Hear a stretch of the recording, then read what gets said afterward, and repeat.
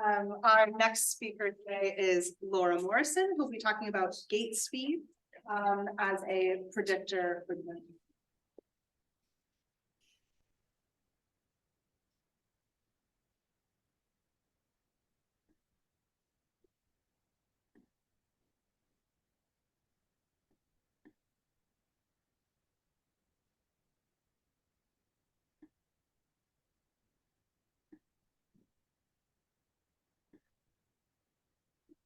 Good afternoon, my name is Laura Morrison. I'm currently working in Tallow University Hospital and I'm presenting research I'm carrying out as part of my MD with the Department of Medical Gerontology in Trinity College Dublin. My presentation today is gait speed, a useful addition to dementia risk prediction in midlife. So to give some background, we know that multimorbidity, particularly when the onset is in midlife, has a robust association with subsequent dementia. As we've already heard this afternoon, modifiable risk factors might prevent or delay up to 40% of dementia. Recent analysis of the Framingham Heart Study cohort shows the importance of type 2 diabetes in dementia risk in midlife. And while preventative interventions such as in the finger study have demonstrated efficacy in other high-risk groups, these are expensive and resource intensive, and therefore it's important to identify those at greatest risk who are likely to benefit most from these interventions. NBINDER, exploring novel biomarkers of brain health in diabetes study, was the first wave was carried out in Tallow University Hospital from 2018 to 2019. And this showed that even in midlife, type 2 diabetes is associated with small but statistically significant cognitive decrements. NBIND is a longitudinal cohort study of 100 participants with midlife type 2 diabetes without complications and 50 healthy controls. The first wave of the study also highlighted gait speed as a potential non-invasive biomarker of cognitive dysfunction in midlife type 2 diabetes.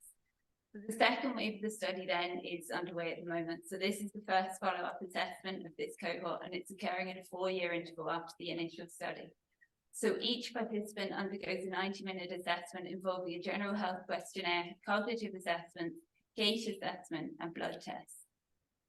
So the cognitive assessments comprise the MOCA and of a custom-made Cantab battery test. So these 6 tests on the right here are performed in the same order and under the same conditions as the study. So these 6 tests were chosen for the first wave of the study as they assess visuospatial, executive function, and short-term memory, and these are known to be amongst the earliest affected domains in people with type 2 diabetes and cognitive impairment. Gait assessment then was performed in the same corridor as it was in the first wave of the study. So participants walked 30 meters, including a turn, and had a meter before and after to allow for acceleration and deceleration. A stopwatch with millisecond precision is used to measure walking speed. Gait is measured across 3 tasks, so usual or self-selected pace, a fast pace, and then dual task using a cognitive task, which in this case is reciting every second letter of the alphabet out loud as they walk. So 59 participants have completed both waves of the study so far. So 16 healthy controls and 43 with type 2 diabetes. While participants were matched for age and sex in the first wave of the study, the participants that have completed both waves so far, the healthy controls are slightly older and there's a higher proportion of females.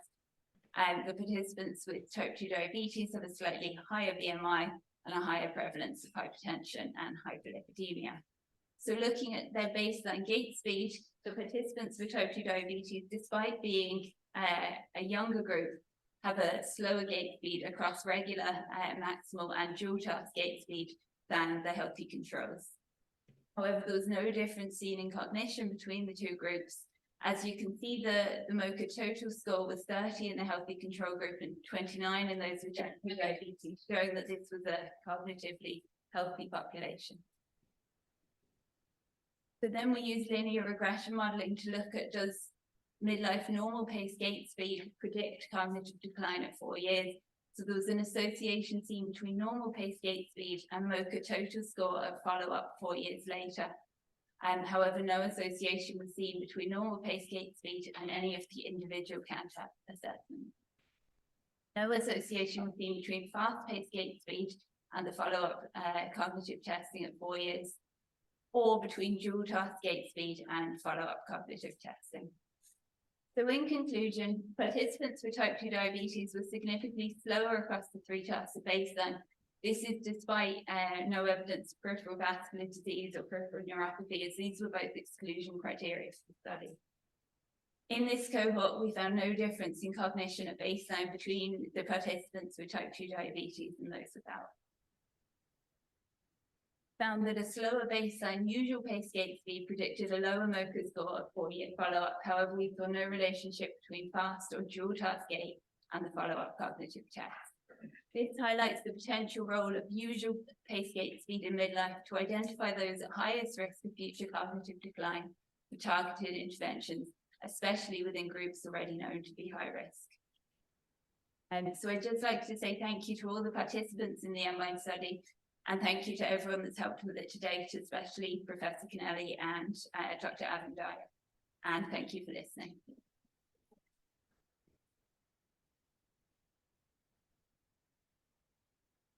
Laura, any questions for Laura? Yeah, I actually have 2 questions, if that's okay. One is short ones. One is, when you spoke with the person about or you took the test of the speed of how they walked, and you asked the person, how was your speed of walk before the test? I'm taking my dad, for example. Dad could walk perfect on the test, and he did walk perfect. We were told his gait's perfect. The next day, when his memory wasn't so good, he walked with a very slow gait and a slap of a foot. It wasn't considered by the hospital at the time because he performed well on the test. So that's one of my questions. And the other part is kind of similar. How do you take into consideration hip replacement? The person's gait is slower when they're in need of a second hip. Say my dad as well. He had one hip, and the second one pace was slower. So I'm just wondering, did you take all that into consideration? We do, we look at all the comorbidities and everything that's happened, even feeding to assessments. So these are a group of kind of cognitively healthy young people that they were between 35 and 65 for the first wave of the study, and this was happening 4 years later. And they were picked to not have, they were picked to not have any complications of diabetes. Those are the criteria for the study. Hip replacements were exclusion criteria for the first wave of the study. And in terms of asking them, we just ask them to walk at their normal pace. And so we're not specifically asking them, is this how you usually walk? When taking the MoCA scale scores, finding them that being the most significant factor in reduced gait. Did you find any other form of cognitive scoring system?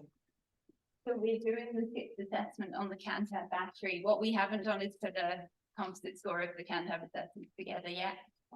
But we're using the MoCA score as kind of a total overall kind of assessment of cognition. But the CANTAB is assessing kind of what is the range of cognition.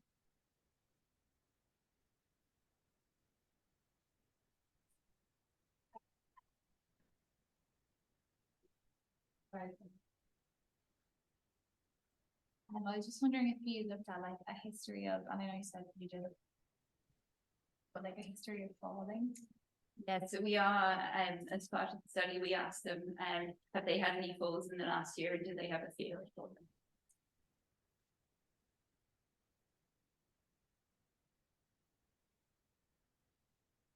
Thank you.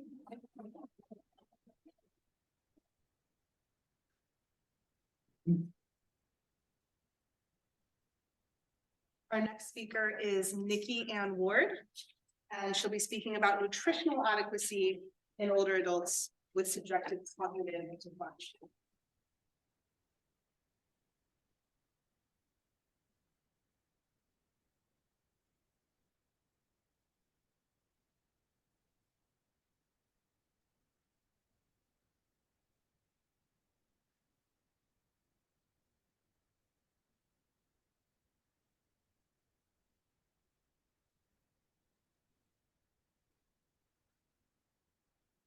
Hi everyone, my name is Nikki Ward and I'm based at the Centre for Public Health at Queen's University Belfast. Today, I'm presenting a cross-sectional analysis I have done from data from the PROMEDEX trial, looking specifically at nutritional adequacy in older adults with subjective cognitive decline. So I'm sure, as everyone in this room knows, dementia is a major public health crisis, which affects approximately 55 million people worldwide, and this is only expected to triple by 2050. But what is also very common in older adults is undernutrition. In fact, 1 in 10 adults over the age of 65 are either at risk of undernutrition or they are undernourished. So, why am I talking about undernutrition? So, undernutrition is emerging as a potentially modifiable risk factor for dementia. Individuals with cognitive decline have been shown to be particularly vulnerable to undernutrition and its consequences. And we know that undernourished dementia patients actually experience faster functional and cognitive decline, more psychiatric symptoms, hospitalization, and even death compared to those that are adequately nourished. And in prospective studies, weight loss, which is a consequence of undernutrition, has been shown to increase dementia risk by 30 to 40%. And it actually precedes the dementia diagnosis by at least a decade. So this begs the question, can a lifestyle intervention targeting undernutrition prevent or delay the onset of dementia? So this brings me to the PROMEDEX study. It is a 6-month randomized controlled trial looking at the efficacy of a high-protein Mediterranean diet with or without exercise to improve nutritional status and memory in a vulnerable older adult population. So this population must be aged 60 plus, be at high nutritional risk, and they have to present with subjective memory decline. Now, we recruit these individuals by asking during our screening process, using a question taken from the CDC, have you experienced slight confusion or slight memory loss that has gotten worse over the past 12 months? So they are then recruited and they are put into one of these 3 categories, and they take part in 3 study visits where we look at a number of nutritional and cognitive parameters. So for this particular analysis, I've looked at the data from the first 62 participants, 60% of which were female. They had a mean age of 68 years and a mean BMI of 23.3. It's important to know that part of our exclusion criteria was that they weren't taking any nutritional supplements. So 4 days before each of their study visits, they completed a food diary, and that data was then entered into Nutritics. Now, Nutritics is a nutritional software. So from there, we were able to determine compliance and compare them against UK guidelines. So energy intake is critical for the prevention of undernutrition. And we can see that 28% of men and 27% of women only 28% of women and 27% of women met the energy guidelines, while only 12% of men and 8.1% of women met the fiber guidelines. Looking at micronutrient intake, at first glance, you can see that no nutrient was met by all participants. And remember, none of these individuals are taking any supplements. You can see that vitamin D was met by no one, and potassium and selenium was also very low. Less than 50% of people met the vitamin A, iodine, iron, and magnesium intake, and also folate and omega-3 wasn't met by participants. So we can conclude that there is evidence that this population has very poor nutrient intake, which this leads us to perhaps a nutrient-dense diet like the Mediterranean diet could be an effective preventative strategy for undernutrition and cognitive impairment. And this is quite a novel trial, and we're going to investigate this. Thank you very much.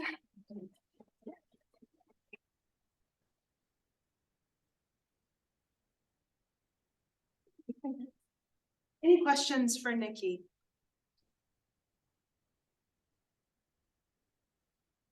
That was a very interesting talk. And I was curious about the exercise component. Like, are the results from that, like, that point, or just hasn't been analyzed yet, or do you know, like, because you had like the Mediterranean diet that was rich in protein, and then also the effects of exercise as well. Like, was there at all, like, in terms of the folks who were, like, have you explored the results in terms of separating out the effects of diet and exercise from this study, or? So you wanted to know if there was a separate exercise group? Well, I was curious about what the effects of exercise were. Like, you talked about the nutrition and lack of nutrition within this cohort. Yes, so this trial's ongoing. We've only just finished recruitment and the Gotcha, trial will okay. finish in January. Our groups are, we've got a diet and exercise group, a diet only group and a control group. So we won't be able to see the effects of exercise alone, but rather diet and exercise induced change. And within this group, are you doing any analyses of the microbiome over the course? Yes, we actually got some additional funding, so we're doing a preliminary analysis so we can look at the gut microbiome. We are working with the Quadrum Institute. Thank you. Pardon me, sorry. Sorry, Cal. That's really interesting. I'm just curious. I know you're group 3, the onset of dementia, but possible candidates further down the road. Will the research go on long enough to sort of see how things develop? Might the arrival potentially of dementia in people's lives? So just so that I understand your question, are you asking if we're going to do a follow-up to see if these individuals develop dementia later on? We haven't. And also, does it help slow the progress of a dementia? So we're looking at a number of cognitive parameters. We're using the catch cog, delayed recall. So we're looking at whether we can see an improvement in memory at this stage. We don't have a plan yet, but who's to say if we will or won't. Help your next funding application. I'm just wondering, is there an awareness, a cultural awareness of what the Mediterranean diet is amongst the people that you work with? So we have a 6-month intervention. Well, we've got a Mediterranean diet intervention, and the first 3 months we call it the intervention, where we educate participants on the Mediterranean diet. We provide them with study materials, weekly calls from a trained investigator, as well as shopping as well to help them follow this diet. And we also, I should say, because I couldn't talk about the study design in a lot of detail, at the baseline appointment, we look at their Mediterranean diet score, and then we do another Mediterranean diet score at 3 months and 6 months, so we can see if the Mediterranean diet. So moving on. I've got a question myself, I guess. I was wondering if there are any, are data being collected on either finances or socioeconomic background of people who are coming in with undernourishment? So part of our like lifestyle screening questionnaire, we ask demographics, we ask them about socioeconomic status and education. So that's about it. Yeah. Yeah, do you actually the reasons why these people have a tendency to have difficulties with nourishment? Did you kind of look at depression scales, for example, or maybe if something else is going on in parallel in their lives? I know it's very dynamic at a certain age, and sometimes we don't always feel like eating on our own, for example, and it's a very, it can be social as well, eating. So I was just wondering, do you look at that when they come in with low scores? And curious. Yes, so I guess I've got 2 answers for that. At each study visit, we are using a number of questionnaires. We use a depression scale, appetite scale, quality of life score. But we're also doing the nutritional, we use the mini nutritional assessment score, and that score takes into account food intake, weight loss, depression, recent stress, recent illness. You know, there's a lot that it does take into account. You control it. That's great. Thank you, Nikki. I think we asked the question.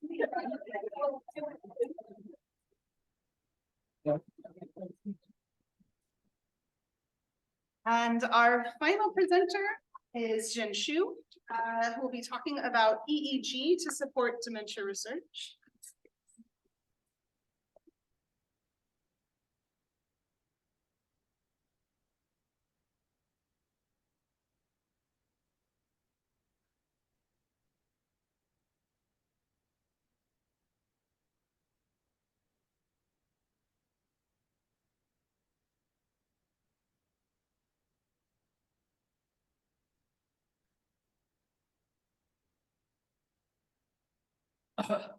Hello everyone, my name is Jin Xu. I'm a postdoctoral researcher at the UCD Data Analytic Insight Center.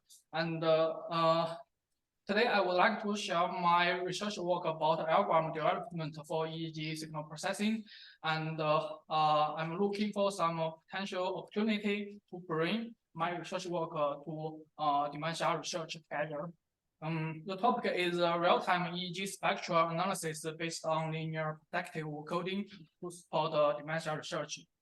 I will talk about this from the following points. The first one, why I developed this algorithm for EEG. EEG is a high complexity time series bioelectrical signal in BCI, and in this work we want to improve the spectral analysis of EEG. EEG has exhibit some features of biological data. The first one is high noise, and it's high dynamic, and it's intermittent signal because the appearance and disappearance of brain activity is not continuous. And finally, EEG is a multi-frequency signal because in biomedical research it had been divided into fixed frequency bands. And time-relevant method provide a good way for us to analyze EEG in time and frequency domain. And there are three requirements posed for the method. The first one, the method should be parameterized method. It can give us numerical results. And the second one, the method should provide higher spectral resolution to help us the real-time process EEG data. And the third one, the method should has a robust performance at a high noise environment. So the solution is to develop a new robust time-relevant spectral analysis tool for EEG. The method called linear predictive coding for processing method. It's a modified LPC method. There are two limitations for standard LPC. One is it's sensitive to fit order, and the second is it has a poor tolerance of high noise. So the LPC-PP method will process the LPC pose to produce a series of reduced order transform function. And there are three steps. The first step to identify the dominant pose. And the second step is to classify the associated pose. And the final step and the generate a new filter transfer function to give us the frequency estimators. The next is for LPCP evaluation. In here, we measure the frequency estimators of the method. Our experiment has shown that the method is good to process multi-component signal. It has a good performance at a noisy environment. You can see this figure, this IEP, ideal experiment percentage, is much higher than a standard LP at a different signal noise level. The second is we measure the method for real-time frequency tracking, and the signal here is a time varying signal, and the black trace is a real frequency signal frequency, and the red points is from the results from LPC and LPC-PP, and you can see the LPC-PP method can significantly reduce the invalid frequency estimators, and that's very important for unknown signal, especially for EEG or biological data. And the third part is for we prove the LPC-PP can provide higher spectral resolution. We use the standard error to measure the frequency resolution, and you can see the LPC-PP has a smaller standard error than LPC. It means it has a smaller frequency resolution. It can provide higher spectral resolution. So those experiments show that LPC-PP outperforms LPC and is good for EEG signal because it has robust performance in noise environment, and it's good for multi-performance signal, and it can for real-time data processing, and it provide a higher spectral resolution. So we also propose a new framework for EEG spectral analysis. We already know EEG is divided into different bands. However, there is no consensus for the definitions of bands, and different people have different definition, and there has many gaps between the EEG bands. And in my work, we use LPC-PP method to generate a histogram of frequency estimators, and we consider the peak of distribution as the central frequencies to describe the dominant EEG spectral activity. This is a key result. This results from 3 EEG data sets, and it has 173 subjects and over 100 hours EEG data. And here is 3 significant peaks, and they correspond to the delta and theta alpha bands, and they are 1.75 Hz and 6.75 Hz and 10.75 Hz.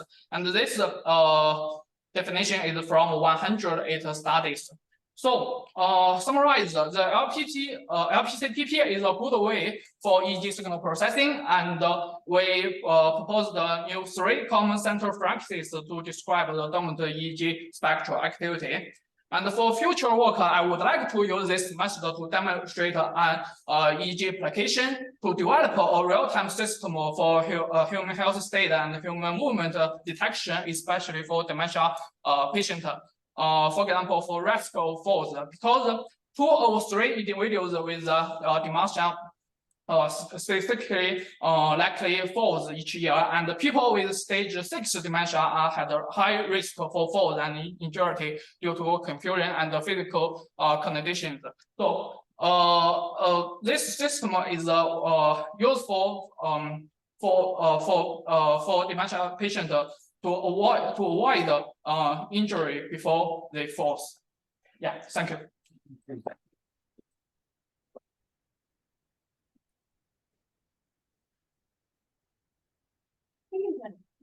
Questions?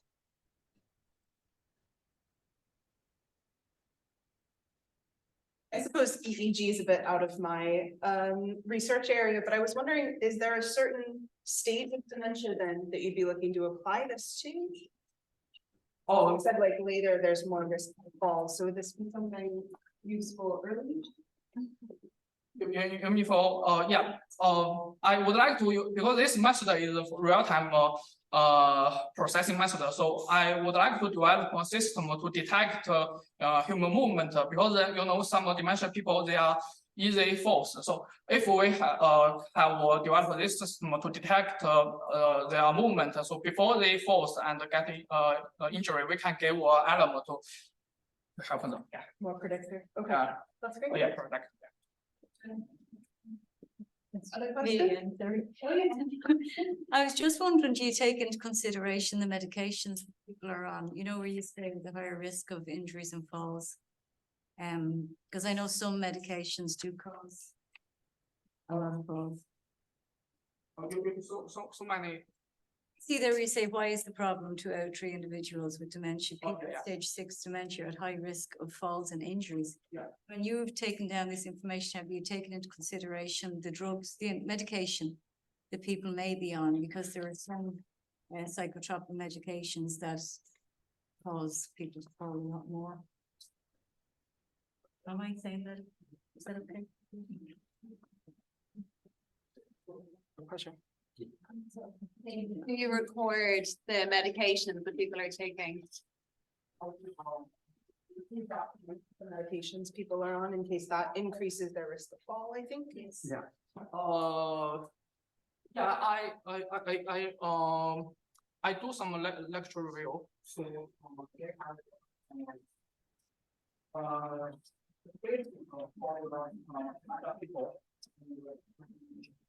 I do the computing and the physical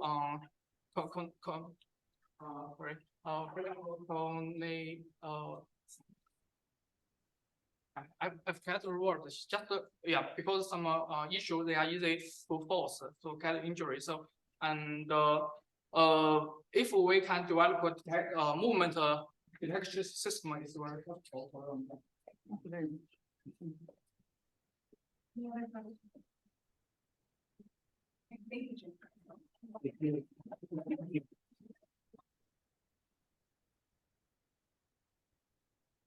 If we can have maybe one more round of applause for all of our presenters.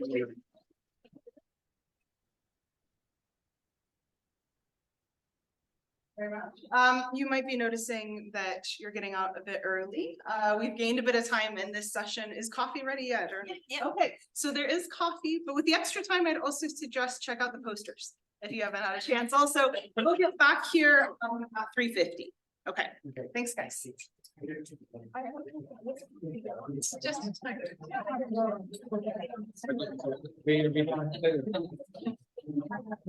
have like, I'm so tired.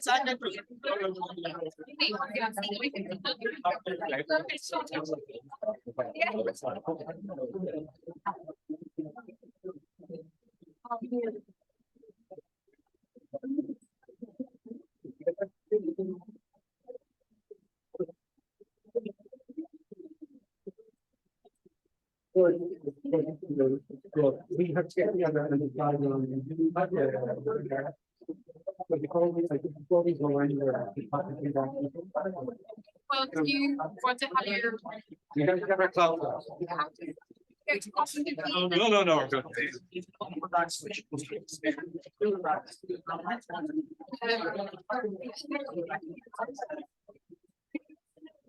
to go to everything together.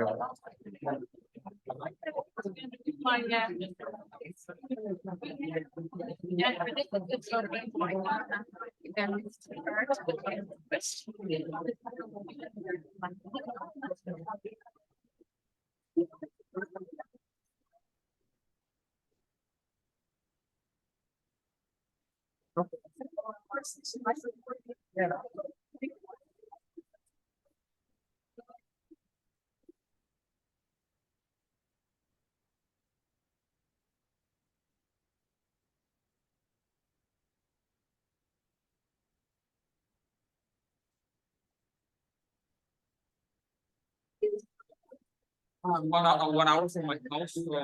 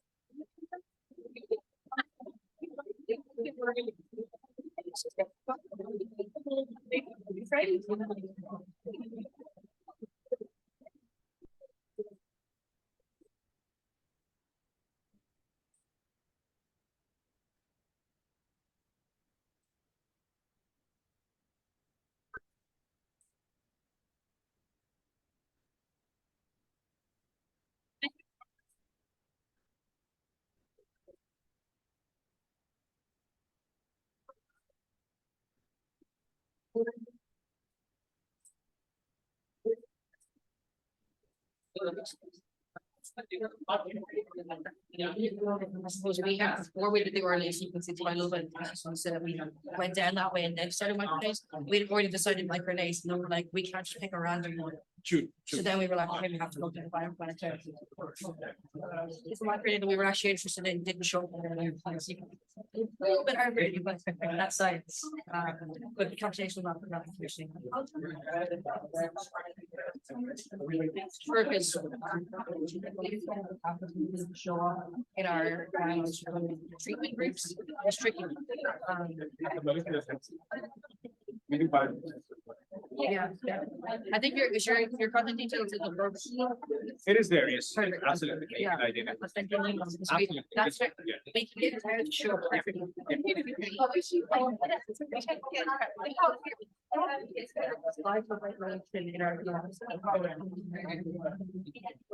Kind of saying maybe 24 hours because a lot of these. Yeah, that's short. Yeah. Most is that they're trying to expression of something by chemical insults. We see the more kind of let's say catastrophic mitochondrial damage with the chemical insults when you see the effect. We don't know what's the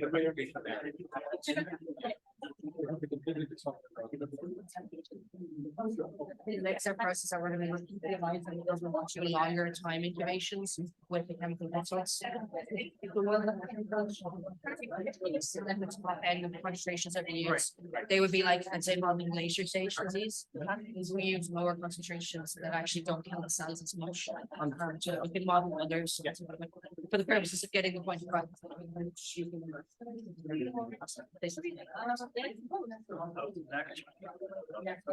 Finish up this one last year. I'm kind of thinking I'd like to stay in the academia and the newer generation side. I'm interested as well in the relationship between diabetes and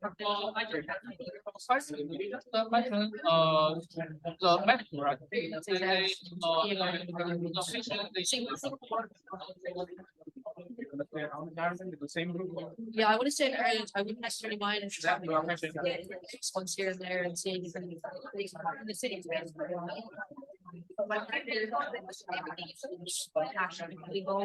So I'll always be maybe 6-month collaborations so you can see exactly. I wouldn't mind going somewhere abroad as well. There's some really interesting research being done yeah, and I got went to the European Association of Study Diabetes conference last week, and they have a lot of work on cooperation. I think, yeah. Which you I think, this depends on the. I try not to make any plans. Yeah, I assuming probably some mental medicine it can cause an exchange. Yeah, because for EEG data, some people we have a good application for EEG data is the emotion detection. It also can get very high accuracy. So you know, some mental drug it cause people exciting or unexciting. So that's a significant difference for EEG data. So yes, it would have, yeah, it would cost some difference.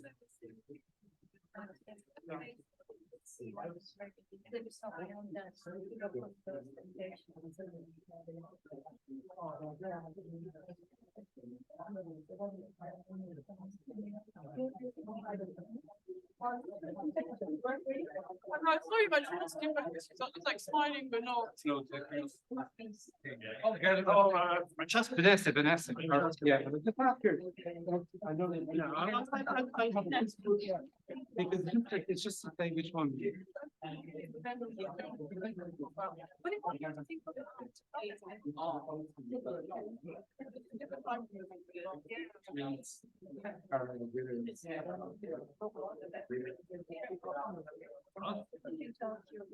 I talked to my group lunchtime.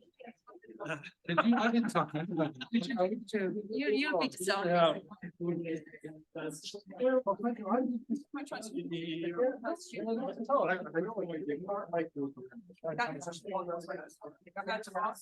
Like actually, once you carry on by stop, there were so many questions about else lifestyle Did you see and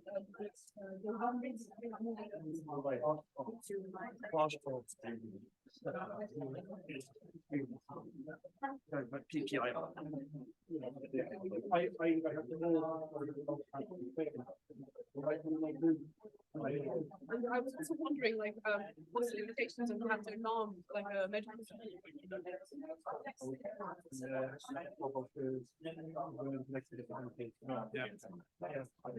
Yeah. Yeah, but it's so hard. Like,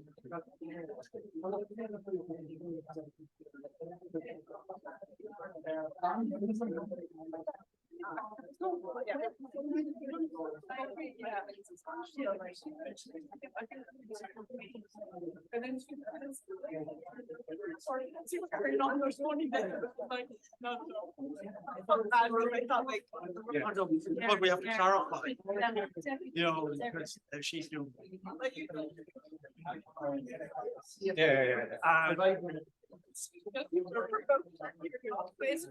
Last one. So you're with. Finding it is different. Sharing my friend is like really like. And she's to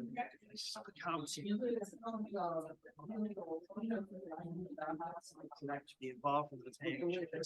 And she's so enthused, you know. Yeah.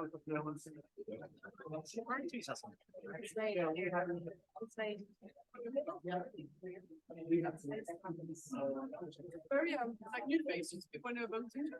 So my attract. I looked at it, and for the amount of stuff that's going on, that post is actually fairly comprehensive.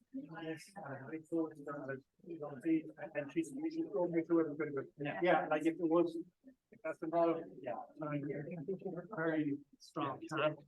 Yeah, well, that's if the forces are.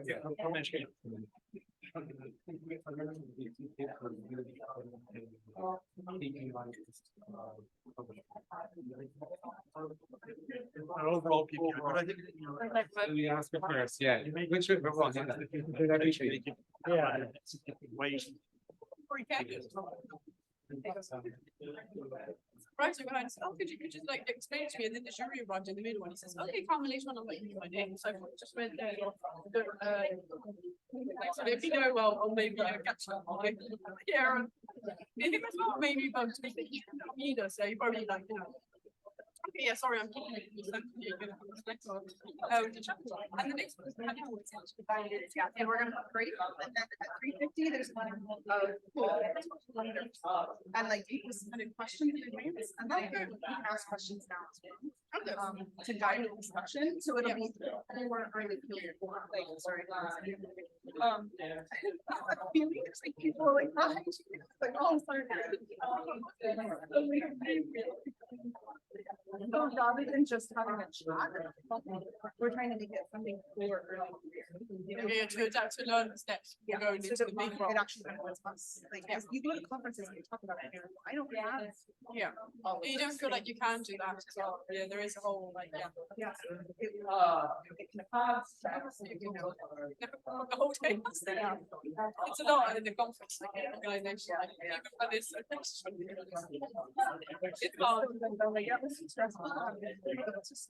Oh yeah, that's always interesting. Yeah, but you can see well. And I think everyone was just so motivated to hear. Don't worry, like I didn't hear anything.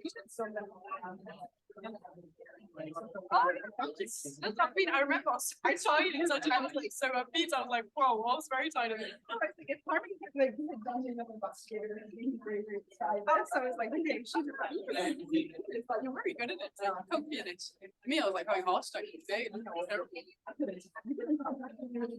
Becoming a granny thing.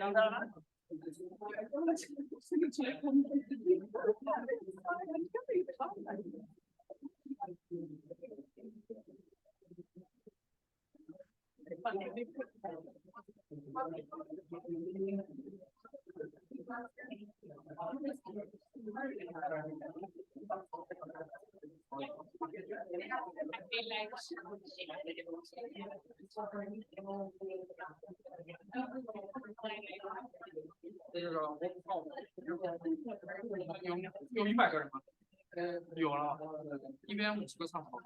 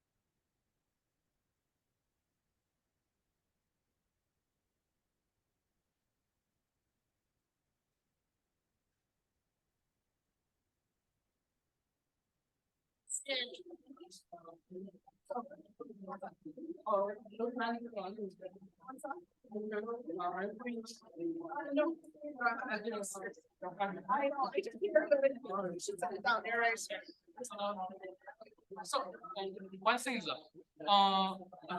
you just mentioned in your group have some people do EEG research, right?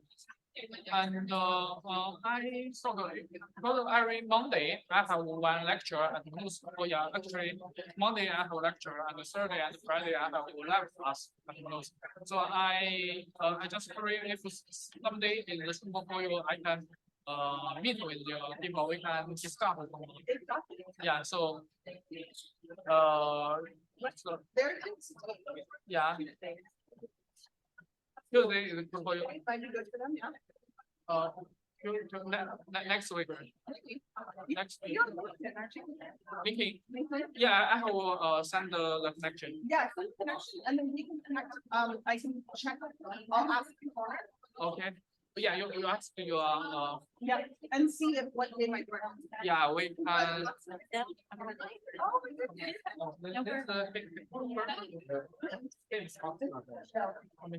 She also does the evening. Clear is somewhere. So I can talk to this.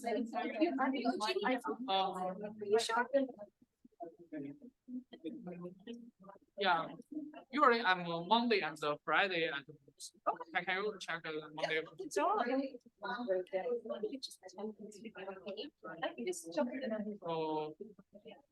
yeah, we can check on meeting and yeah, free chat. Yeah. And please, how about his supervisor? Yeah, still EEG. Yeah. And Richard, who's my advisor, my PI. Okay. It also has something. Yeah. But these it's more honor. Yeah. Yeah, he does it all the time. Sean does Yeah. Yeah, we can talk with the people first and then see future opportunity because you know honor still is a student. If we want operation project with yeah. So it's a beginning, yeah. On LinkedIn, your email. Yeah. I will email Sean and everyone, and I'll introduce you. Yeah, build a connection. Yeah, make a connection for everybody. I can see the maybe on a Monday or Friday. Yeah, I think yeah, first we can meet with the contact because just the beginning and we have a little learn each other and then we can do next. Okay. But yeah, yeah, one step. No rush. Okay. Talk to you then. Oh yeah, I will send you my email. Okay. All right, thank you. Okay,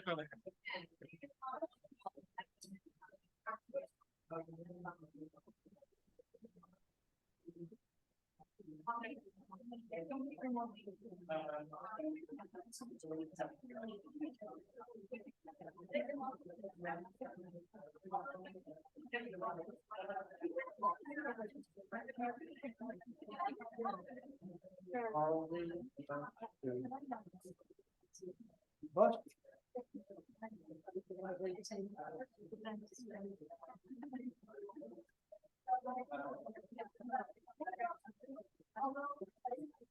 It's also based on but I'm not aware of it. Other people complain.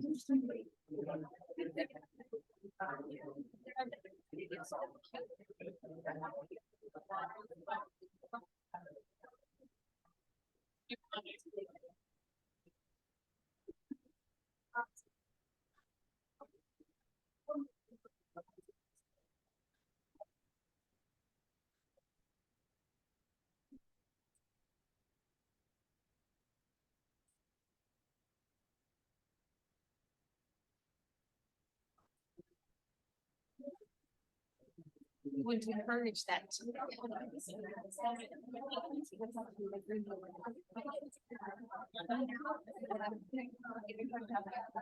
You did, or-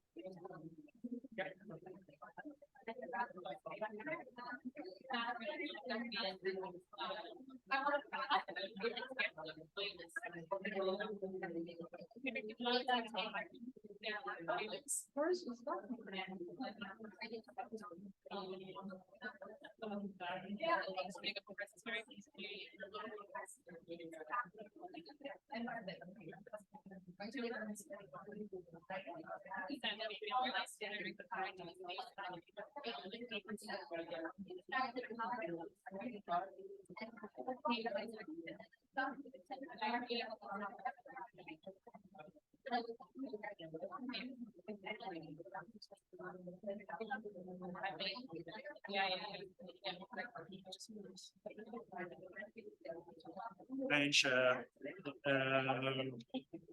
Got it. Got it. Got it. So we don't have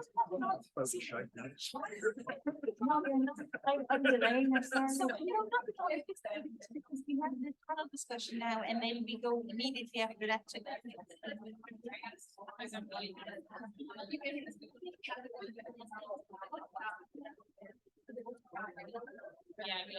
But you can just give it to me.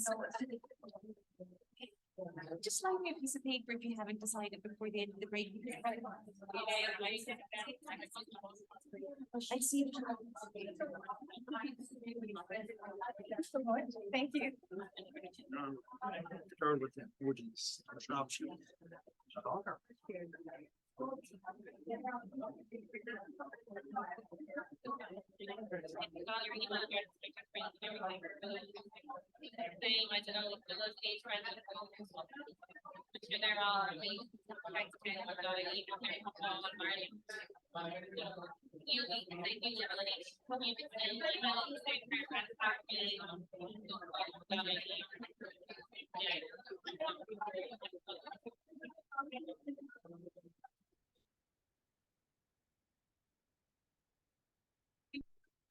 Yeah.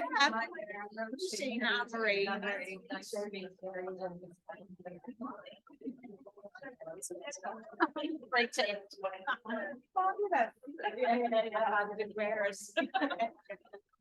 Oh my God, it's so warm in here. Sure, that's in this area. What about this issue? We went sorry, my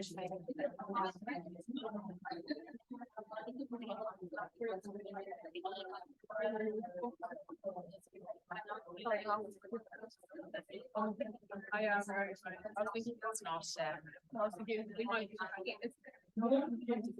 France Ireland. Yeah, so, we like any kind of network thing. I really find my own.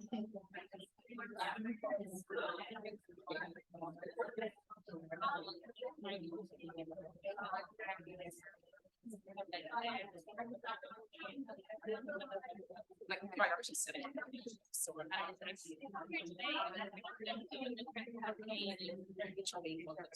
yeah.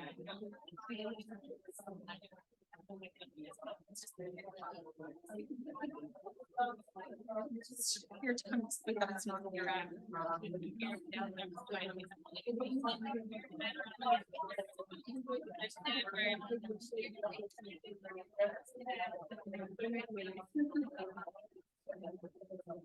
good friends of mine,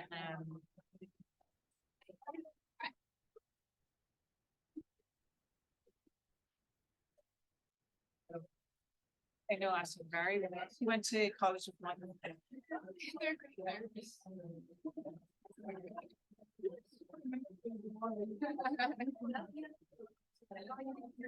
I'm Bree Miller, so Bree Miller, yeah. I know. Yeah. They obviously rock a long way. Party. Well, actually, it was quite a gap that we didn't see. How are you? How are you? I'm Marta. How are you? Marta. Hi. How are you? I deal with EU funding, so I deal with EU funding, so yeah. That the dark arts for most people. Yes. Yeah.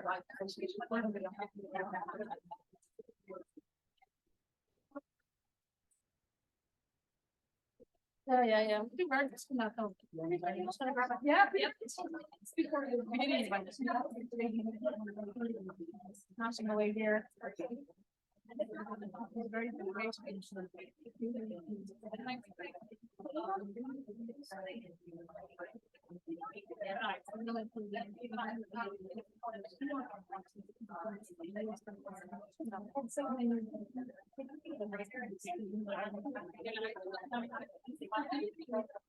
yeah. So we have thank you to she's joining us from Alzheimer's.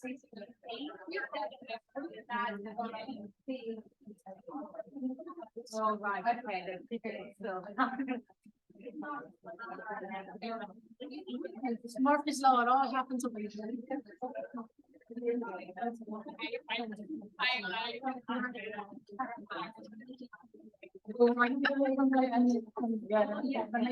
Anyway, else the pre-instinct of giving. Very good. So once I hear you be Amanda, Trisha, yeah. Kind of like I say, yeah.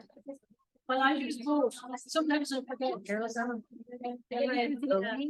Be national. Irene, I think she's getting this. Well, she basically introduced herself as a. She was kind of. Yeah, she gave me. She couldn't see this. You front side. Yes, I'm in the front side. Yeah, lots of changes. Constant has changed from the law. Can you hear us? I can, yes. Hi there. You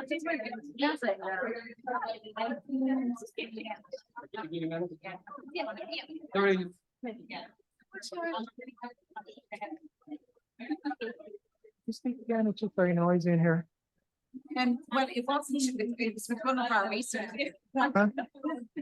Can you speak again? It's just very noisy in here. Yeah, I can sort of hear you. I can sort of hear everyone else as well.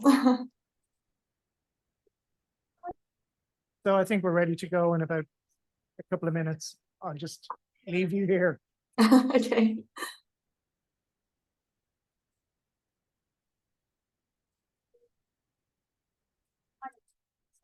Yeah. Oh, yeah. It's just been finding the right. The top is just incredible. Yeah. I get it now. So I'm not. Don't have any slides, you're just speaking, is that correct? She's on my list to do. She had actually whether she built or not, you know, so. He's not there and they were going, there's the city. It seems to me, I think. I don't know, sellers market. I think finding like yourself.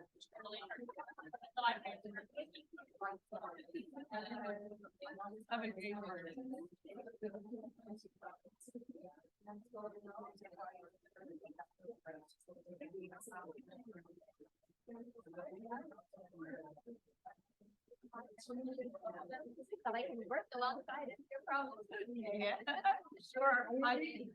Activity right now, you know, I'm doing at least 5 or 6 times. That's what I have fond memories of traversing across the city. Oh, yes. Yeah. Right. Yeah. So I do, I do write on the funding. Yeah.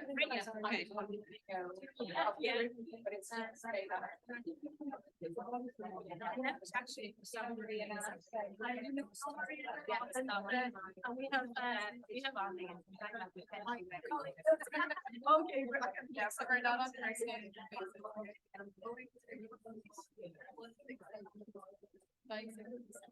I say, well, I don't have money, and I say, well, the 6 months is actually good opportunity. Yes. I know, but it's a springboard, and I think like she's taking responsibility for me. It's like, I list up.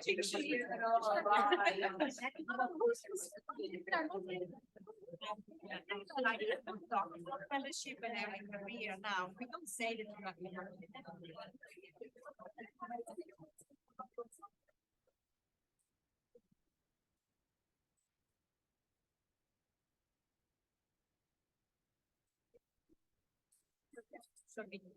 Yeah. Yeah, I'm there for.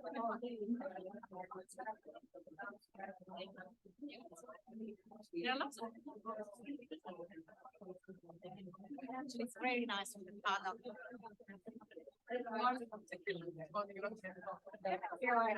They ask the right question. Yeah.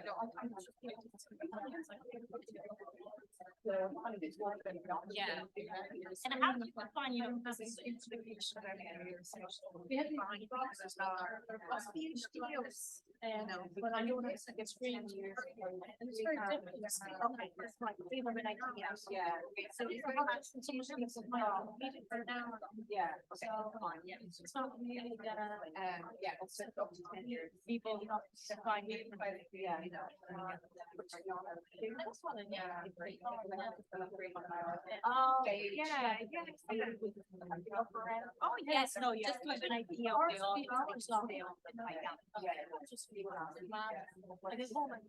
So, yeah. Oh, no, it's not like. No. But you know, it's just. And it could be the third time somebody. I was just saying to a colleague of mine, I knew September was active. This one passes. And then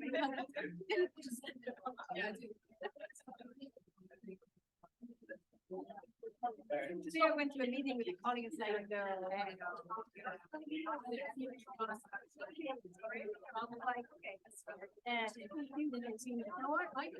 too many. To me. It is me that I did that on my talks to absolutely. It's got so much extra. I don't know how to do When Tuesday is the annual day for the traffic funding, but actually we might provide management meetings all within training. And I had 10 minutes. And then so actually finds the thanks I go.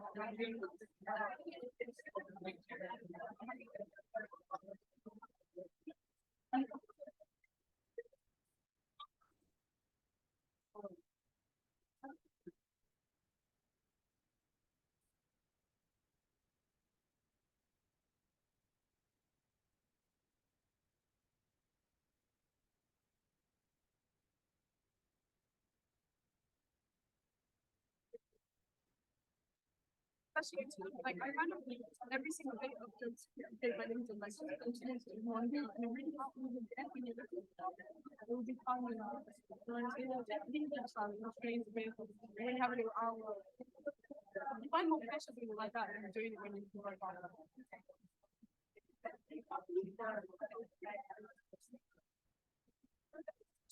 That's the part, like, to do sharing, people like collaborate. Surprise giving it but it is I'm not influenced. I know there's tension, but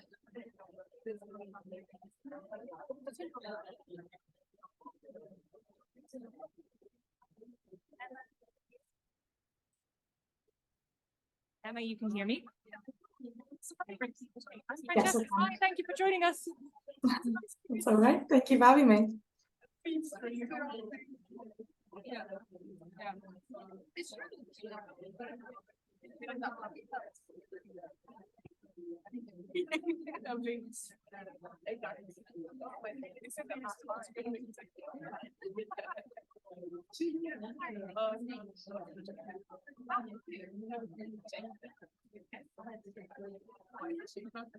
Yeah, I know.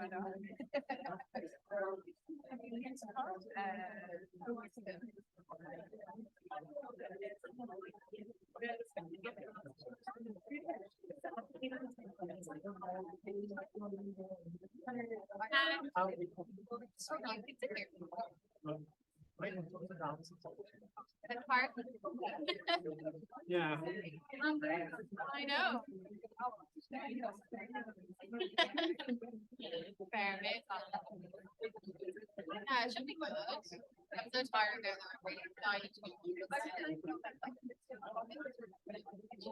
Yeah, it's too late for me to have coffee. Nice to hear you.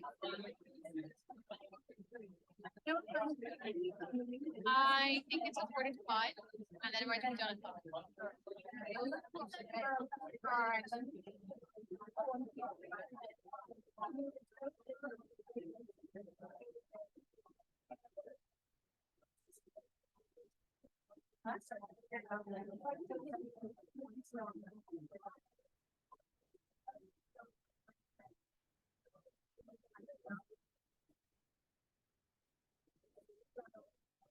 Yeah, I'll go home after. None of my friends can go over, but I just want to go to the yeah. It's because I had to work on the weekend, and like I've made a date now of not working on the weekend, so I just have to this weekend. I know, yeah. Like, enough stuff. Yeah. Like I'm not really. Yeah. Like I'm really. I had to work this weekend. I didn't have time to work on these until these presentations. But I really need to try and make sure it's not because like you could think, oh yeah, well I've got too much to do this weekend, but you're just straight the next week. Then I can't go and function today. I was looking at I looking at the sheet of how do I use it? How do I pour the coffee?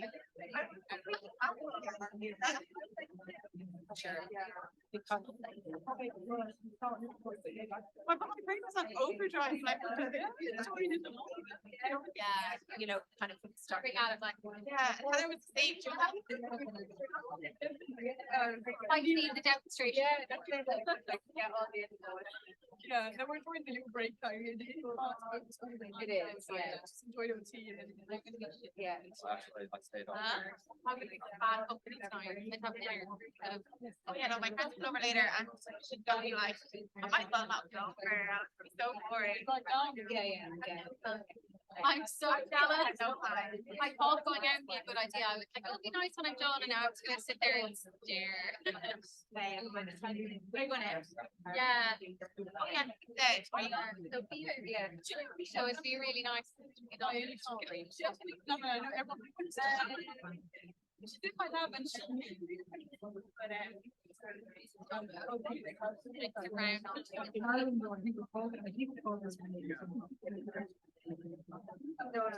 Yeah, and she works in the local community, in her PhD now, she's always been working in that local zone, so she knows a lot. Michelle, university maybe, you might, and, but yeah, I suppose, yeah, the point of schools, when you know someone's like a local level, it's in mind, but yeah, it's kind of exponential.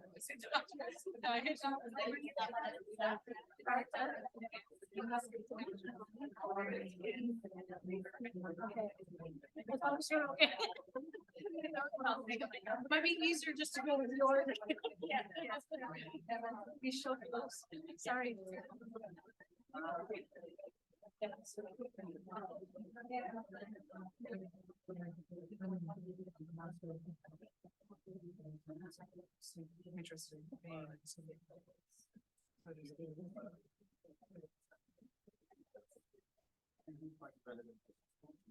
Yeah, I'm taking this ball in Australia very hard. Yeah, no, I was on fire.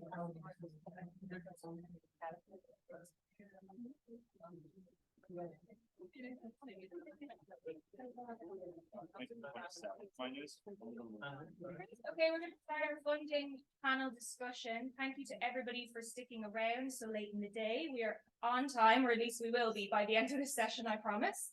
So we are so excited to have so many great representatives here and also online. So we're going to try to manage as best we can our in-person panel, and then Emma, who's joining us online from the UK. So I'll introduce the panel to begin, and then be thinking of your questions, I guess, after I introduce them in the organizations that these great people represent, and be thinking about what you want to ask, because we'll open it up pretty soon after. Great. Don't know what you're doing, but thank you for that. So we are going to start with Dr. Annalisa Montesanti. Annalisa is Program Manager for Health Research Careers at the HRP. Thank you for joining us. Next, we have Dr. Martha Cahill, National Representative for Health in the EU Horizon Europe Programme. Thank you for joining us. We have Dr. Roisin Kefir, Head of Individual-Led Research at Science Foundation Ireland.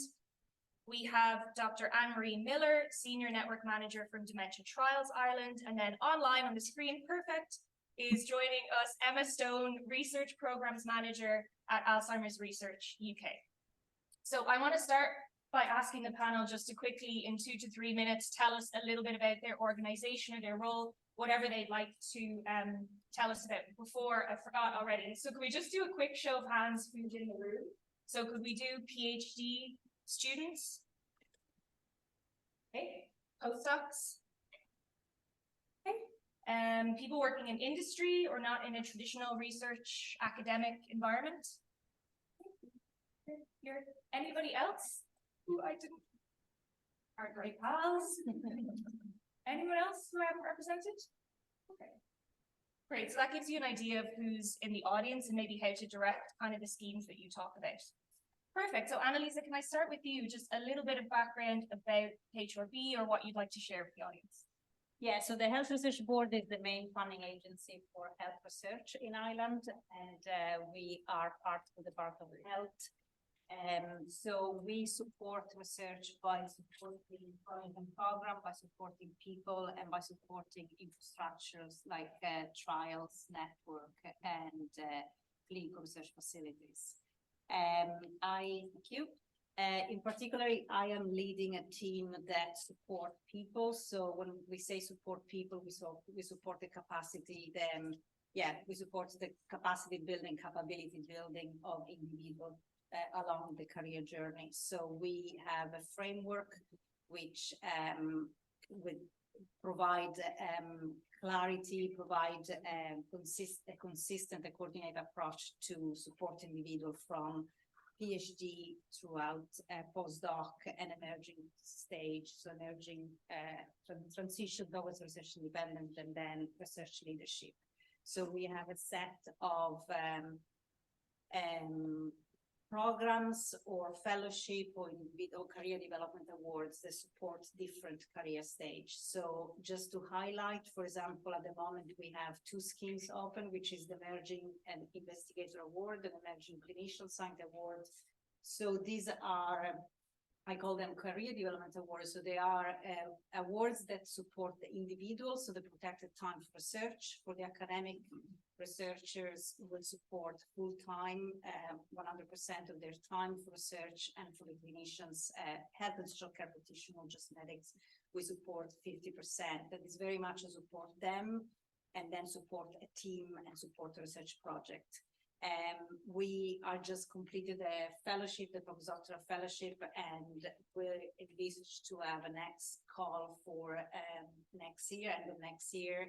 And I think the other one that might be interesting, especially even for postdoc or people with a bit more experience, even towards transition towards independence, is the investigator-led project grants, because you can applying for your own funding. So you are like the senior postdoc, but you conduct your own research. And if you want to ask any information, maybe even after or during the session, you're welcome.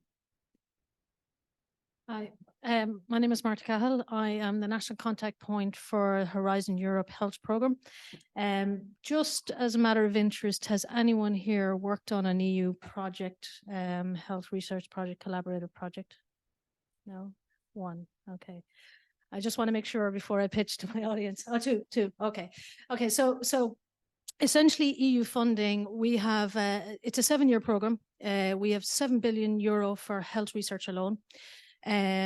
Basically you have to collaborate. In my particular program, you have to collaborate.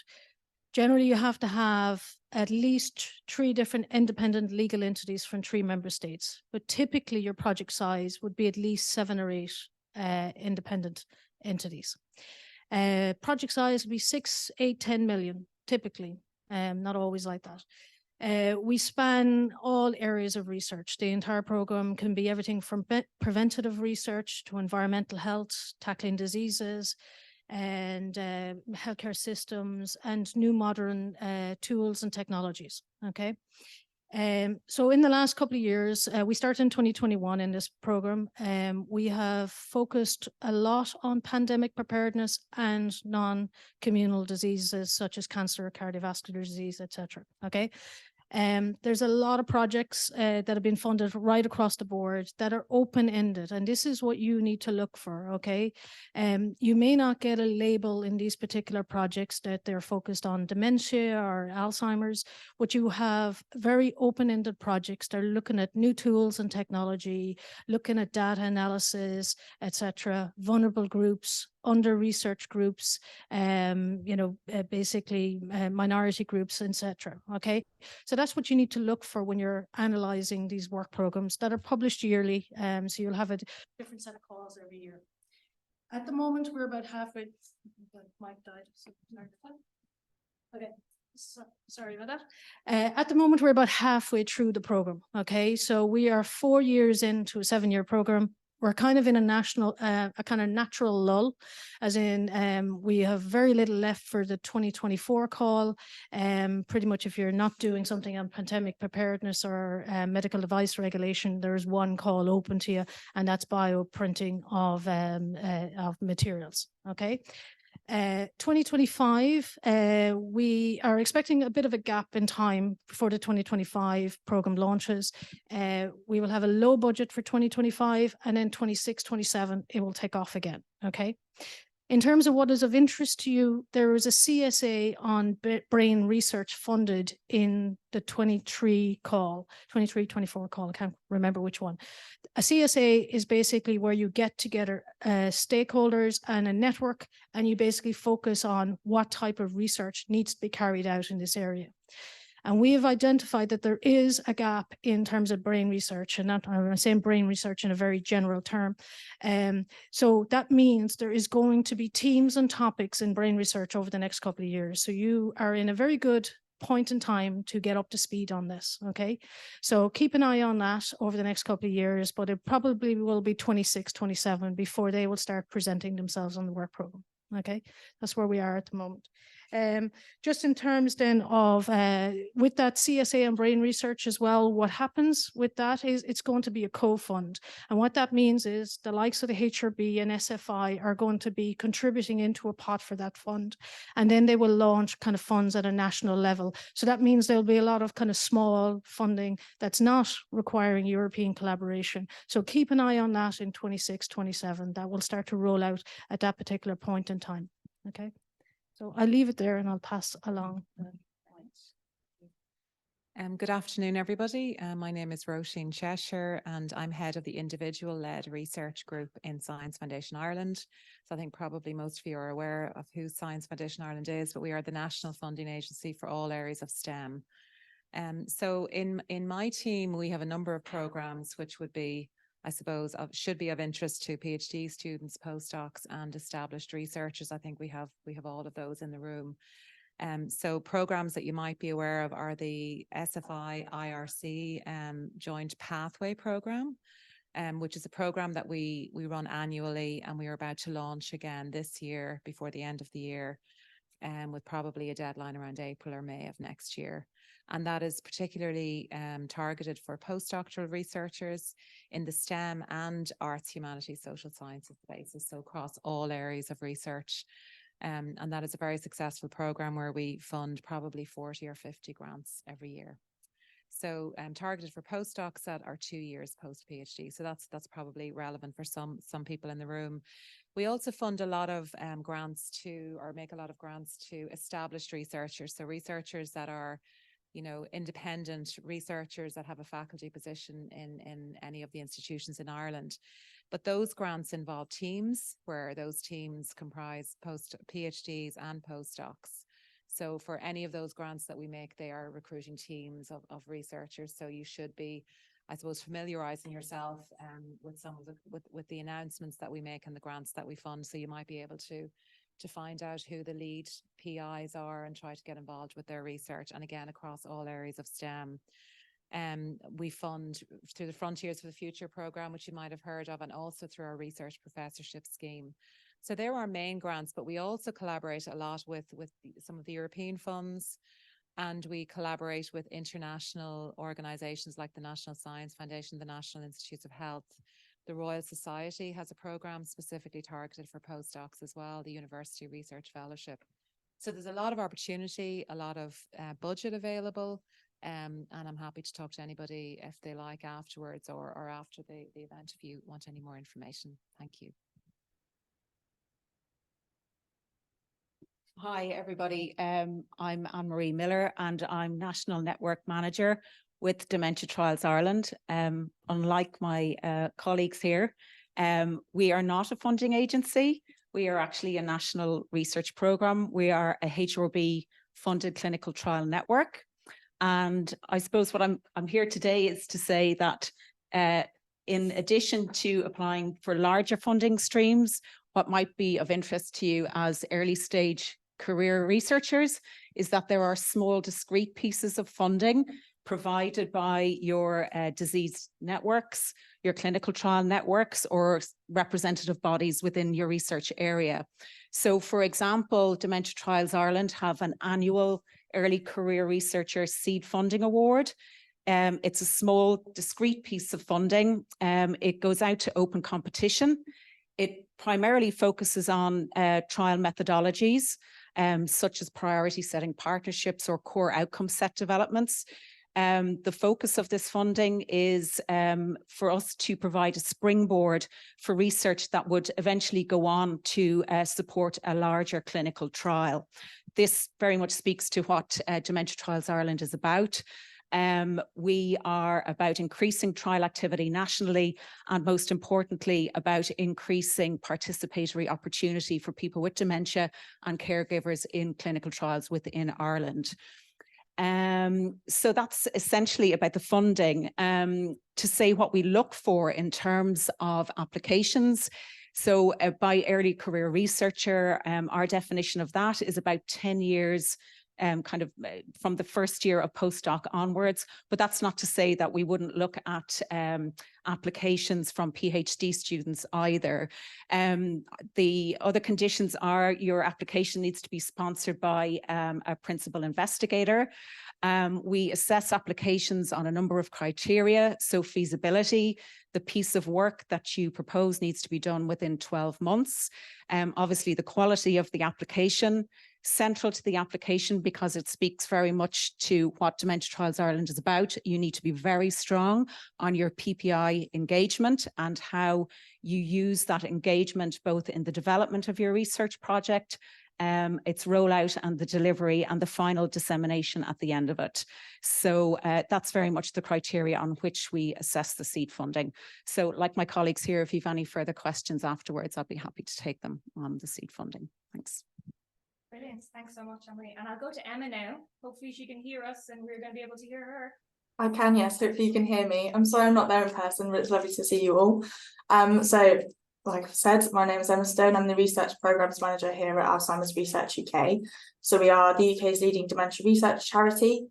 We primarily fund biomedical research around three sort of main areas: treatment, prevention and diagnosis. We do this in a range of ways. So we have investigator-led grants all the way from PhDs to major projects. So lots of career development grants in there as well. We have a range of strategic initiatives. So we have a Drug Discovery Alliance based at 3 institutions in the UK and the Brains for Dementia Research initiative. We also have network centres across the UK. For those of you who are based in Northern Ireland, there's one in Northern Ireland to get involved in. We have an annual research conference, which I would encourage you all to come to because it's fantastic. And we also have an early career researcher strategy. So our sort of definition of an early career researcher is anyone who isn't tenured. So we like to think anyone from undergrad upwards to that is more welcome to apply for any of our ECR grants. And that's sort of a bit of a rundown of AR UK. Brilliant. Thank you so much, Emma. Okay, I want to open it up immediately because we don't have that much time. Questions from the audience?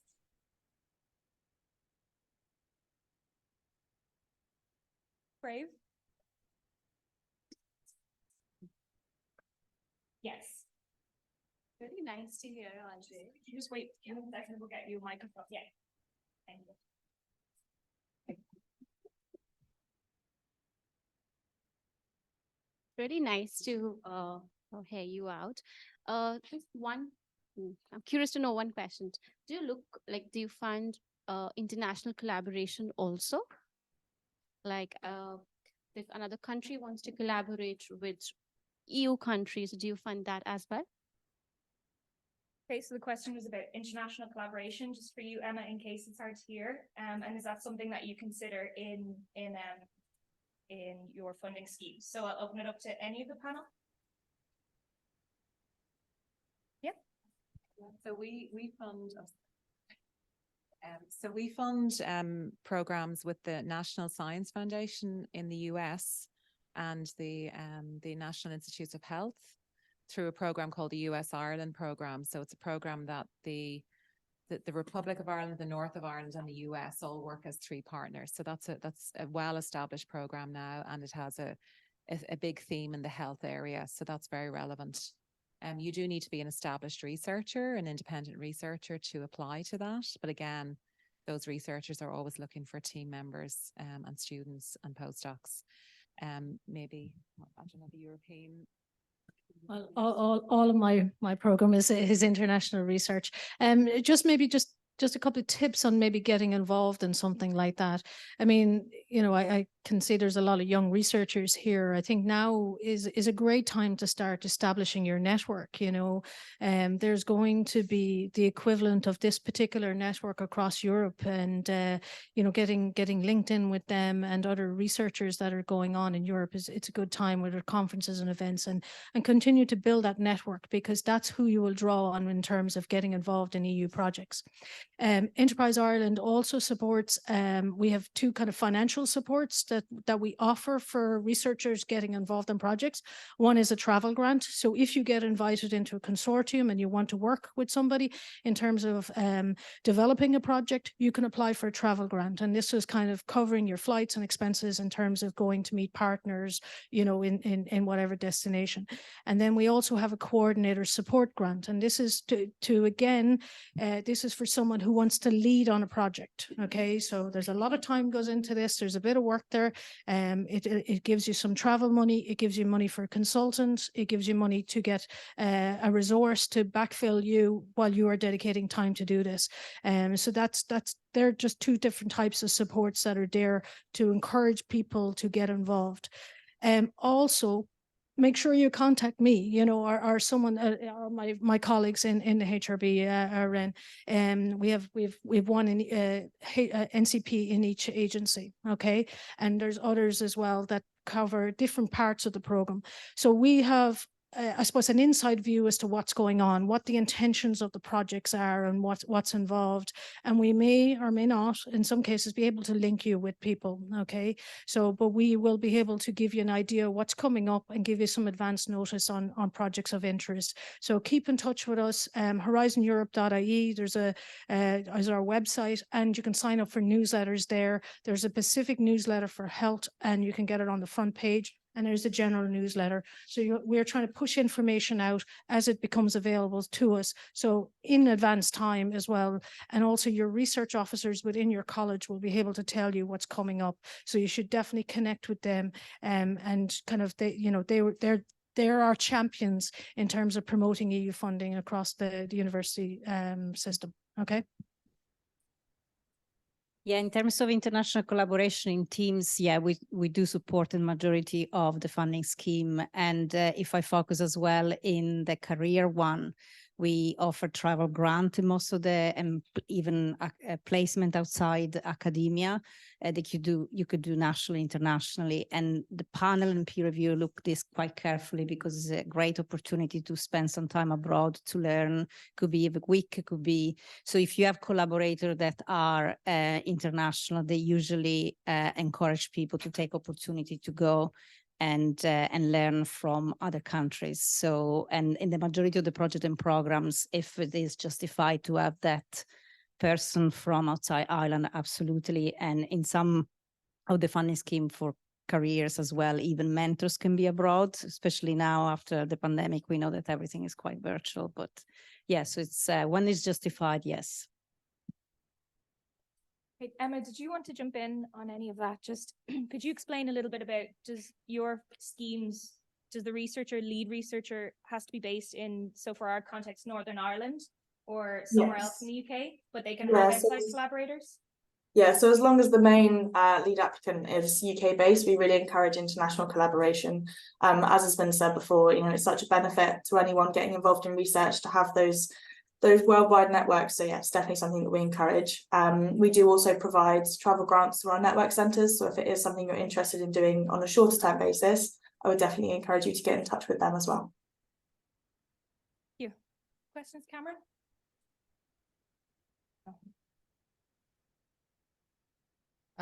I suppose, you know, the majority of the folks that are researchers are in here are PhD level.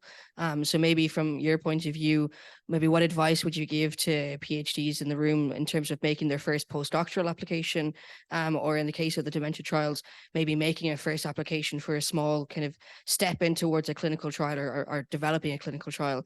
Is there any tips or hints or things that you say to completely avoid, or things that you like to see in applications, just from the point of view of PhD to postdoc maybe?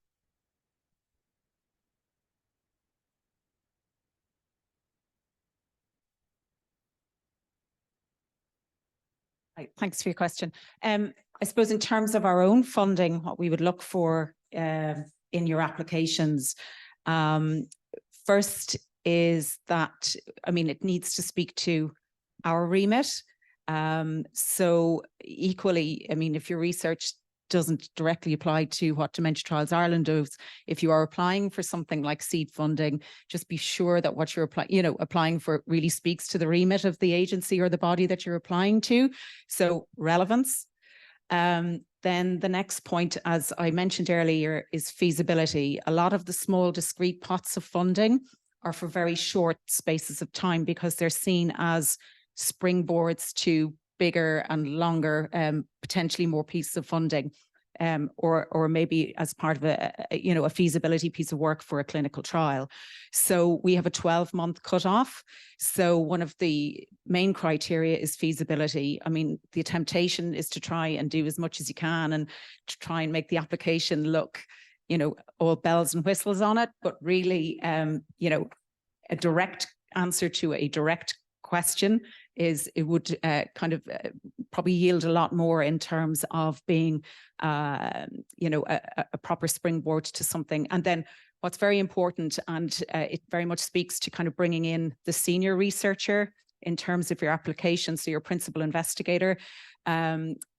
We would also assess applications on the basis that they will support a larger trial. So usually it will speak to something that the principal investigator may already be working on, or indeed with collaborators, but it would strengthen that piece of work and potentially strengthen the application by the principal investigator if they are looking for further funding for, say, the clinical trial down the road.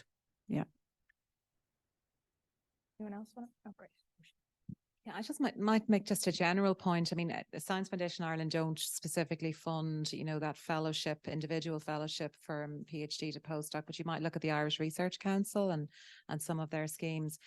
But I think just in general, and it's more, I think, of a career guidance almost tip, is to really project yourself ahead to where you want to be and think about what you need to get there. So I would collaborate, talk to people, talk about your research and your science to as many people as possible and start to get that feedback. So if there's opportunities for you to apply for things, I would apply for as many things as possible and start to get that feedback. I mean, there's always, you're going to get, declined on the nature of things every time, every fund that we run, we try to have a success rate of about 20%, but that's 1 in 5, and that's a good success rate. So I think try to get that feedback as soon as possible, in as many ways as possible, so that you can really start to, I guess, learn about your own research, what works, what isn't really, catching people's interest, and very simple communication. Talk to your nieces or nephews or, I don't know, young people and see if they understand it. I think grant writing is a bit of an art. Okay, so it does take time and skill, and I think the best thing you can do is learn from your peers in colleges and universities who's getting, say, for example, EU funding, and what did they do to get it? How did they get stitched into a network? What's the quality of the proposals? Try and get to review an EU successful application. Just for starters, be a partner. Join in with a consortium. Don't try to lead it. If you don't have that experience, don't try to lead it. In terms of the clinical trials aspect, one of the unique advantages of Horizon Europe funding is that it funds clinical trials. So it is a really, really lucrative way to get a lot of kind of clinical trials that would last maybe 3, 4, 5 years in terms of a study, which is a little bit hard to get here in Ireland. So it's big money, it's good reward, but you can literally fund any different type of entity. It could be a industry, it could be clinicians, clinical sites, clinical management. So it's all about getting the project to wrap around you. So that is one of the distinct advantages of EU funding, and it's 100% plus overhead. So it is quite lucrative when you do get there. So try and piggyback with everybody that particularly successful applicants, because it is an art. Just to add that, the proactivity to look for funding, even not as a lead applicant, so at some point maybe go as a collaborator or co-applicant, is a good way to start. We do fund postdoc, but mainly through project and program, and then we have postdoc, but they have to have at the moment, the eligibility is 2 years experience post-PhD. at least in the academic pathway. So the proactivity in collaborate with other people to form your network and to show, I mean, one of the things that the panel very often, the review panel see is, even if you are, you know, the supervisor of a summer student or a small seed funding, that show that you have that proactivity and you are successful in competitive funding. The other things for, you know, future career for people maybe going to interviews. I've been sitting in review panel, not as a reviewer, but as a HRB representative. Really do mock interviews, follow the guidance any funding agency will give in terms of the timing of the presentation. If you say 8 minutes, has to be 8 minutes, and also do mock interviews. Sometimes the mock interviews are tougher than the actual interviews, but it's a very good preparation for any future career. Emma, did you want to add anything to that in terms of what you look for, what to avoid as an applicant? Yeah, no, that's great. And thanks for the question. It's really interesting. In terms of what we look for fellowships, I think it's more to do with sort of the team around you and obviously the research that you're proposing. We pay close attention to the collaboration and networking that you're going to do as part of that research, but also aside from that research, the public and patient involvement that you're planning on doing, equity, diversity and inclusion considerations, and sort of that element of work as well. In terms of advice about grant writing, on our Early Career Researcher portal, we have grant writing tips that have been put together by our review board. And also we offer ECRs the opportunity to observe our review board meetings virtually. I think that's always really helpful to see that discussion of what the panel values and what they criticize. And it's really insightful. So I'd recommend that you sign up for that. In terms of funding pots, I suppose we offer an early career researcher bridge fund. So if you've just finished your PhD and you need a bit of extra funding before you make it to a fellowship, we offer small pots of funding. I think it's up to £30,000 for 6 months, just to help you go through that process as well. Something I want to touch on as a question, because it's come up twice now, is PPI, and I'm conscious of who else we have in the room. And could you tell us a little bit more about how that aspect is evaluated? So, you know, who are your PPI contributors, experts, and how is that weighted in terms of overall applications or process? Start, although I don't deal with the PPI directly in terms of the coordination of PPI and HRB, but at the moment in the majority of our scheme, we have public reviewer. So they review part of the application and then they provide a rating and comments. So they don't provide scores like usually peer reviewers or panel reviewers. And it's very much to guide the applicant, because these reviews go back to the applicant before the panel meeting or the interview meeting, and then to guide also the peer reviewers, the panel reviewers. So they mainly provide guidance. So in some schemes, I think is the one with the charities, we had opportunity to have also public or your patient's representative to be part of the overall funding recommendation, but this is growing. I mean, in Ireland, I think we are a bit behind comparing to UK, but it is growing. It depends very much on the funding scheme. Anne-Marie, I don't know, did you want to add anything from the CCI perspective? Sure. Well, I suppose from our own perspective, because everything that Dementia Trials Ireland does is focused on the person with dementia or their caregiver, that integration of PPI into the seed funding applications is central. We assess applications on 5 criteria over 100%. Each of them is equally weighted at 20%. So the PPI is as important as everything else. So I suppose historically there's been a tendency to pay lip service to including PPI in your applications, but just to say it's now looked on as important as anything else: your Gantt, your budget, your feasibility, your quality, the seniority of whoever's supporting your application. The PPI involvement is key. And by PPI involvement, we would look at applications with respect to was there PPI engagement in terms of coming up with the research idea or the need for the question, or if it was a pre-existing question, was a PPI panel referred to in terms of shaping the question or seeing is it suitable or relevant to the population? Then is there continuing PPI engagement throughout the project? And then equally in terms of the end of project review, and is there again PPI engagement in terms of the knowledge exchange and dissemination events or publications or whatever way you might process the outputs from your research. So it's not something to be given lip service, and it is very much key to the success of your application. Emma, did you want to add anything? Yeah, I would agree with the rest of the panel. So we have a lay review panel that help with our reviews for our response mode funding. So they look at any applications that involve human volunteers or tissues. In particular, I suppose when patients are involved, if it's feasible and reasonable to ask them to do these things. So it's more their involvement at sort of the research design stage, but also the dissemination end as well. We involve our lay review panel in various other aspects as well. So they influence our policy work. We get them to review health information that we provide as a charity. So they're quite heavily involved, I suppose, internally, but it's definitely something we look for in applications as well. So on the EU side, anywhere you have a project, you have a topic description and lays out kind of the scope and expectation of the project.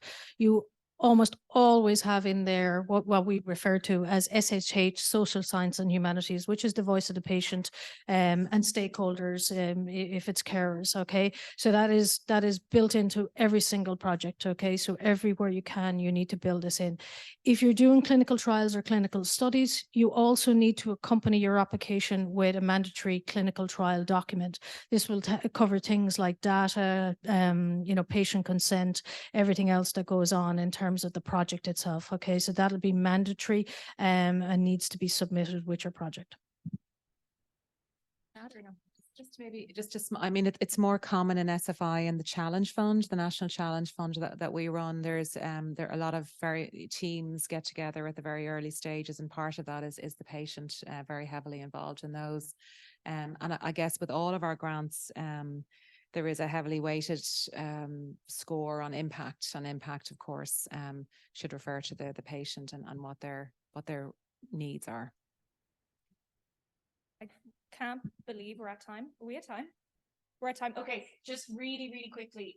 If anyone in this room wants to reach out to any of you, you would encourage them to just email you directly. Yes. Emma. So if you get 50 emails, you're welcome. This is the future of research in Ireland, Northern Ireland. Okay, please join me in thanking our panel. Thank you so much.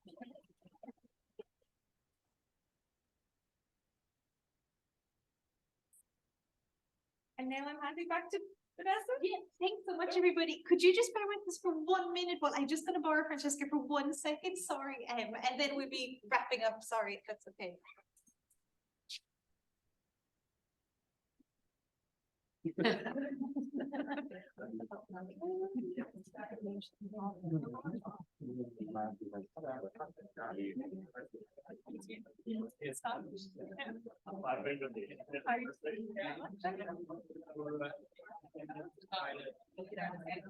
Probably like I did not see a lot of that.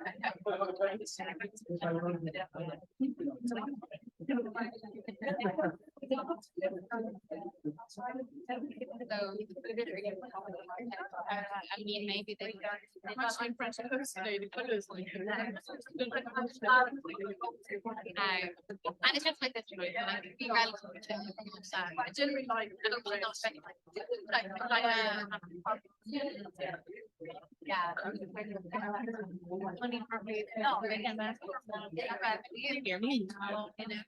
Emma, you can hear me or no? Thank you so much for joining us. I'm sorry it was so quick. We really ran out of time very quickly there, but we really, really appreciate you coming on and chatting with us. And if it's okay, Vanessa and I will follow up with you after. Yeah, no, that sounds great. Thank you so much for having me. It's really interesting. Thank you so much. Thanks. See you later. Bye.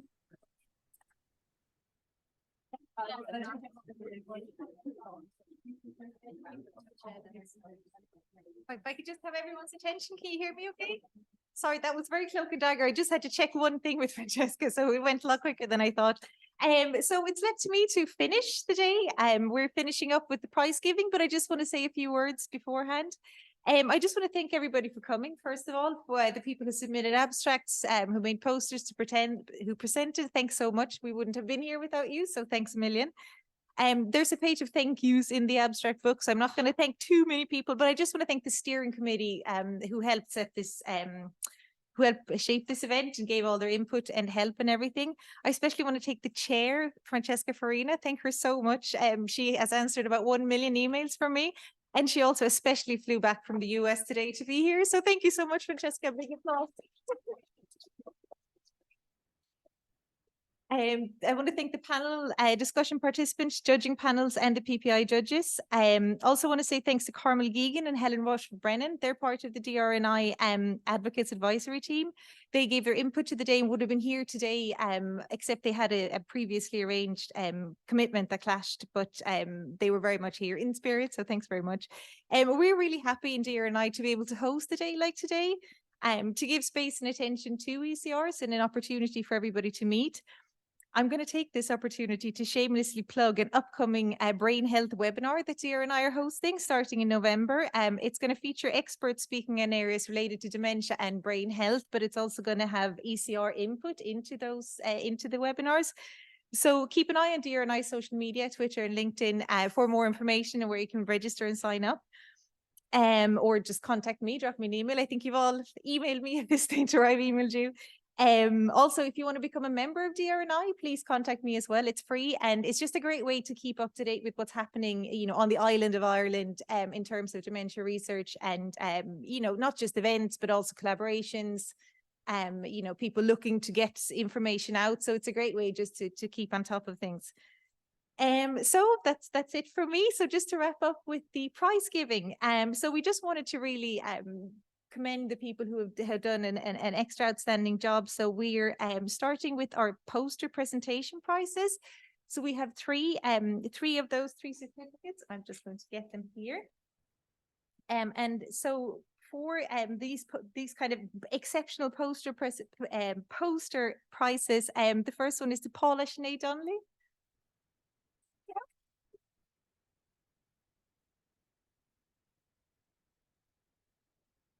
And the second of the three is for King Key.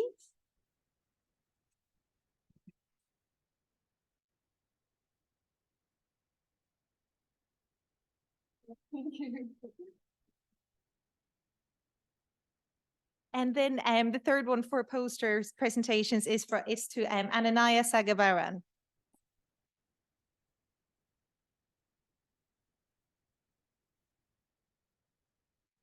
And so then we're looking, we have some prizes as well for the oral presentations by theme. So the best oral presentation by theme is awarded to Sharon Hardiman. Sure.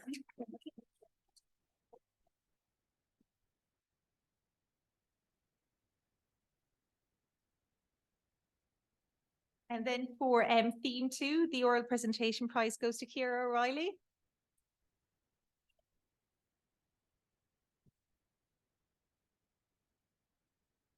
And then the third one, then the oral presentation prize for theme 3 is for Simone Ryan.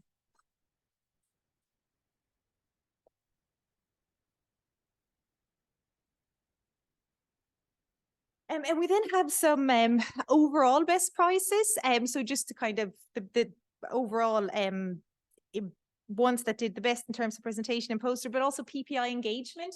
This was one that we felt very strongly that we wanted to have because PPI is so important to include in all aspects of research. So just get the So we have little trophies for these ones. So the best overall presentation goes to Sharon Hardiman for John O'God's.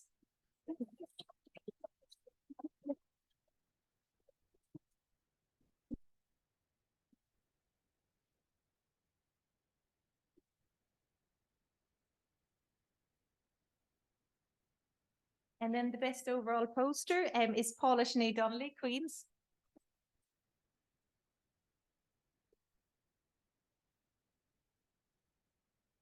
And then for best PPI engagement overall was for Ananaya Sanagavaran from TCD.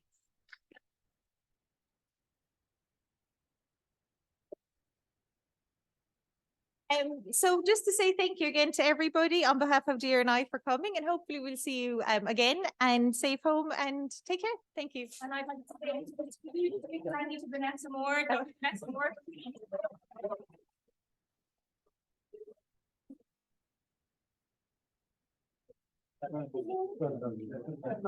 I'm afraid to